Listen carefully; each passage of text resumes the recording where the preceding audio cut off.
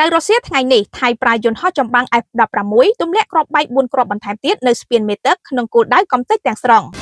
នៅវេលាម៉ោង 3:30 នាទីរសៀលនៅថ្ងៃទី 13 ធ្នូ ឆ្នាំ 2025 នេះយោធាថៃបានប្រើប្រាស់យន្តហោះចម្បាំង F-16 បន្តទម្លាក់គ្រាប់បែកចំនួន4គ្រាប់បន្ថែមទៀតនៅស្ពានមេទឹកស្ពានជ័យជំនះស្រុកវាលវែងខេត្តពោធិ៍សាត់ក្នុងគោលដៅកំទេចស្ពានទាំងស្រុងបាទតាមប្រភពពីក្រសួងការពារជាតិបានឲ្យដឹងថាលើកទី1នៅម៉ោង 15:30 នាទីកងទ័ពថៃបានប្រើប្រាស់យន្តហោះ F-16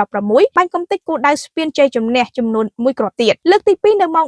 15:34 នាទីកងទ័ពថៃក៏បានប្រើប្រាស់យន្តហោះ F-16 បាញ់កំទេចគោលដៅស្ពានជ័យជំនះចំនួន1គ្រាប់ទៀតលើកទី3នៅម៉ោង 15:41 នាទីកងទ័ពថៃបានប្រើប្រាស់យន្តហោះ F-16 បាញ់កំទេចគោលដៅស្ពានជ័យជំនះចំនួន1គ្រាប់ទៀតនិងលើកទី4នៅម៉ោង